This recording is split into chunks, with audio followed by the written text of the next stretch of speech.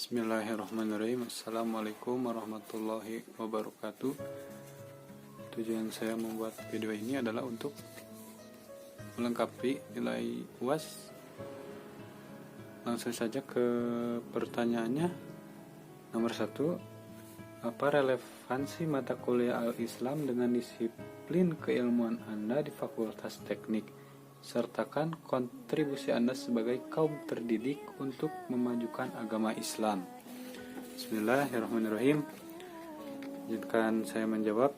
Mohon maaf apabila ada suara mengganggu karena ini di gang ya rumahnya. Mohon maaf. Relevansi mata kuliah Al-Islam.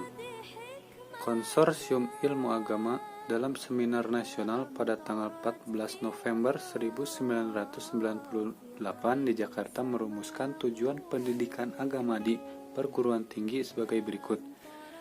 Membantu terbinanya sarjana beragama yang beriman dan bertakwa kepada Tuhan Yang Maha Esa, berbudi luhur, berpikir filosofis, bersikap rasional dan dinamis, berpandangan luas dan ikut serta dalam kerja sama antar umat beragama dalam rangka mengembangkan dan pemanfaatan iptek serta seni untuk kepentingan nasional.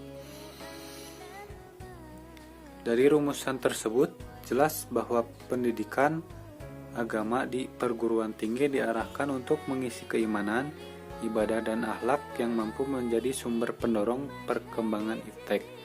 Ini dilakukan demi profesi yang harus dikuasai mahasiswa dalam rangka menunaikan tanggung jawabnya terhadap pembangunan. Selanjutnya, kontribusi saya sebagai kaum terdidik untuk memajukan agama Islam adalah dengan memimpin diri saya sendiri untuk berperilaku baik sesuai dengan ajaran agama Islam dan tidak serta menjelek-jelekan agama lain ataupun perbuatan tercela lainnya. Dan dengan begitu, saya berharap Islam dipandang baik oleh agama lain. Selanjutnya, nomor 2 adalah di antara persoalan yang saat ini tidak mendapatkan jawaban begitu jelas oleh ilmu pengetahuan kontemporer adalah pertanyaan dari mana asal-usul manusia. Terangkan bagaimana konsep Islam mengajarkan tentang manusia, hakikat, potensi, dan periodisasi kehidupan manusia. Lalu bagaimana teori pendidikan Barat dalam menyikapi perkembangan manusia? Baik, saya akan menjawab nomor 2. Di dalam Al-Quran, surat Al-Mu'minun ayat 12, Allah Subhanahu wa Ta'ala berfirman, وَلَقَدْ خَلَقْنَا الْإِنْسَانَ مِنْ سُلَالَةٍ مِنْ طِينٍ, yang berarti dan sesungguhnya kami telah menciptakan manusia dari saripati tanah. Itu menjawab tentang manusia, dari mana asal-usul manusia.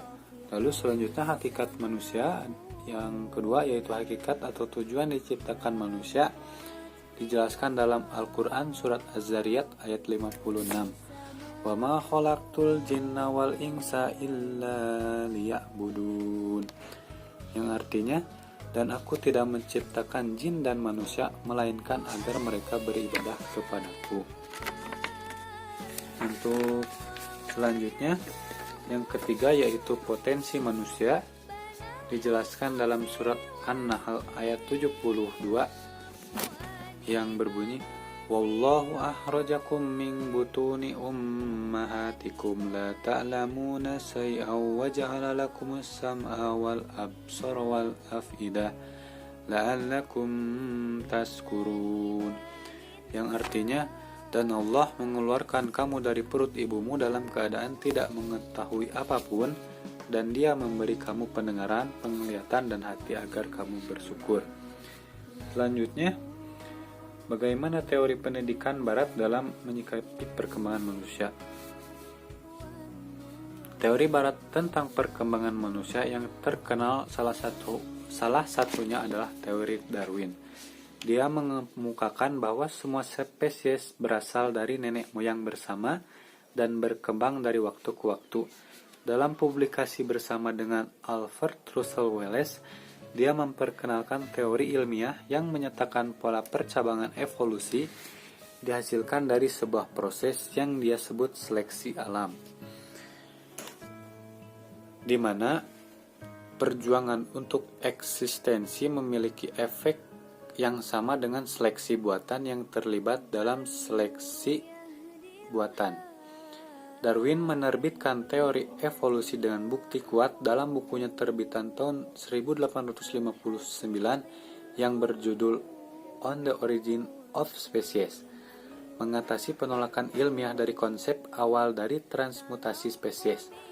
Pada tahun 1870-an, komunitas ilmiah dan kebanyakan masyarakat umum menerima evolusi sebagai fakta.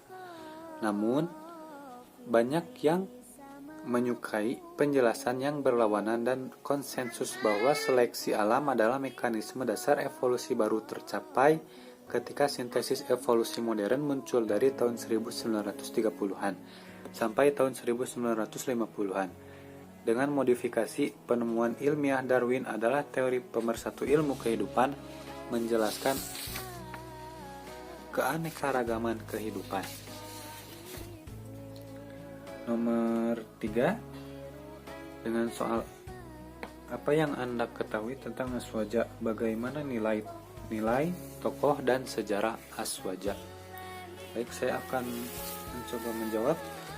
Pengertian aswaja. Aswaja atau Ahlus Sunnah wal Jamaah yang terdiri dari 3 kata, yaitu ahlu yang berarti keluarga, komunitas atau pengikut, sunnah yang berarti segala sesuatu yang disandarkan kepada Rasulullah SAW, baik berupa ucapan, tindakan maupun ketetapan. Wal jamaah yang berarti perkumpulan atau golongan yang terkumpul dalam suatu pemerintahan yang dipimpin oleh seorang amir atau pemimpin, atau bisa juga golongan yang ada di dalamnya terkumpul orang-orang yang memiliki integritas moral atau akhlak. Selanjutnya, aswaja terbagi 2, yaitu tabi'in dan tabi'i tabi'in. Tabi'in adalah generasi setelah sahabat atau murid-murid sahabat seperti Imam Hasan al-Basri. Tabi'i tabi'in adalah generasi setelah sahabat atau murid-murid sahabat seperti Imam 4 mazhab, Imam Sufyan Tsauri, Imam Abdul Hasan al-Asy'ari, Imam Abu Mansur al-Matu'idi, dan lain sebagainya. Selanjutnya nomor 4, yang pertanyaannya, apakah Anda sudah beraswaja? Bagaimana ciri-ciri orang yang beraswaja? Buktikan. Baik, saya akan menjawab. Apakah saya sudah beraswaja? Tentu saya tidak tahu jawabannya karena saya belum mengetahui apa standar seseorang untuk menjadi aswaja atau Ahlus Sunnah wal Jamaah. Dan apabila saya aswaja, saya tidak akan mengaku-ngaku bahwa saya aswaja karena saya takut sombong dan menghakimi orang lain yang tidak sependapat dengan saya. Setahu saya, orang yang beraswaja adalah orang yang mengikuti ajaran sunnah Rasulullah SAW dan mencontoh akhlak Rasul. Dan apabila itu tolak ukur seseorang untuk menjadi aswaja, maka mungkin saya termasuk di dalamnya. Yang kelima, pertanyaannya, setelah manusia meninggal secara jasad, jelaskan proses perjalanan manusia setelah kematian sampai ke surga. Baik, untuk pertanyaan nomor 5, saya akan menjawab berikut. Ini adalah tahap-tahap yang akan kita lalui setelah kematian menuju hidup yang abadi di akhirat nanti. Yang pertama adalah alam kubur atau alam barzah. Setelah manusia meninggal dunia, ia akan berpindah ke alam barzah, tempat di mana setiap manusia akan berjumpa dengan malaikat mungkar dan nakir. 2 malaikat tersebut akan menanyakan kepada manusia tentang siapa Tuhannya, apa agamanya, apa kitabnya, dan siapa nabinya. Yang kedua, hari kebangkitan. Hari kebangkitan ditandai dengan tiupan sasangkala oleh malaikat Israfil. Tiupan pertamanya sebagai titik mula terjadinya hari akhir atau biasa disebut kiamat yang membinasakan semua makhluk di dunia. Kemudian pada tiupan kedua, semua manusia tanpa terkecuali akan bangkit dari kebinasaannya, dan inilah yang dinamakan hari kebangkitan. Yang ketiga adalah padang mahsyar. Konon, padang mahsyar adalah tempat datar yang sangat luas, di mana matahari hanya berjarak 1 jengkal dari kepala manusia. Di padang mahsyar, setiap insan akan mulai diadili tergantung amal perbuatannya dan diiringi oleh 2 malaikat. Satu sebagai pengiringnya dan yang satu lagi sebagai saksi atas semua perbuatannya di dunia. Yang keempat, Yaumul Mizan atau hari penimbangan amal baik dan amal buruk. Setelah di padang mahsyar tadi, amal manusia mulai ditimbang mana yang baik dan mana yang buruk. Jika manusia lebih berat timbangan amal kebaikannya, maka dia akan mendapat keselamatan, begitu pula sebaliknya. Yang kelima yaitu Yaumul Hisab atau perhitungan amal. Amal perbuatan yang kita lakukan selama di dunia kemudian akan dihitung pada saat Yaumul Hisab. Allah Subhanahu wa taala berfirman dalam surat Al-Ghasyiyah ayat ke-25 sampai 26 yang artinya sesungguhnya kepada kamilah kembali mereka. Kemudian sesungguhnya kewajiban kamilah menghisab mereka. Kemudian dari Aisyah radhiyallahu anha, ia bertanya tentang apa itu hisab yang mudah.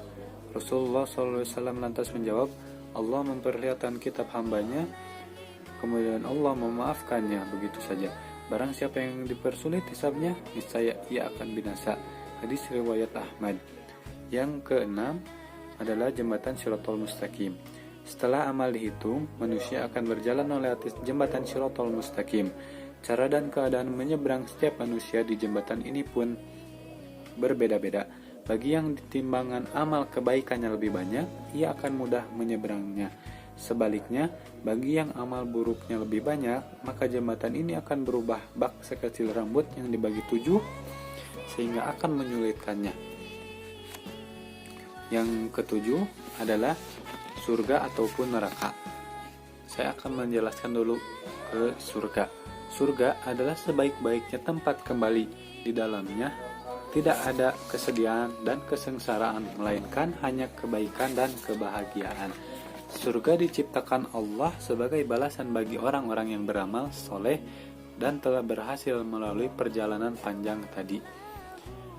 Yang kedelapan adalah neraka.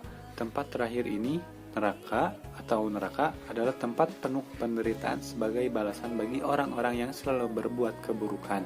Allah Subhanahu wa taala berfirman dalam Quran surat Al-Hijr ayat 44 yang artinya, tiap-tiap pintu telah ditetapkan untuk golongan yang tertentu bagi mereka. Demikianlah tahap-tahap yang mesti dilalui setiap manusia. Semoga kita mendapat pertolongannya. Amin ya Allah ya Rabbal Alamin.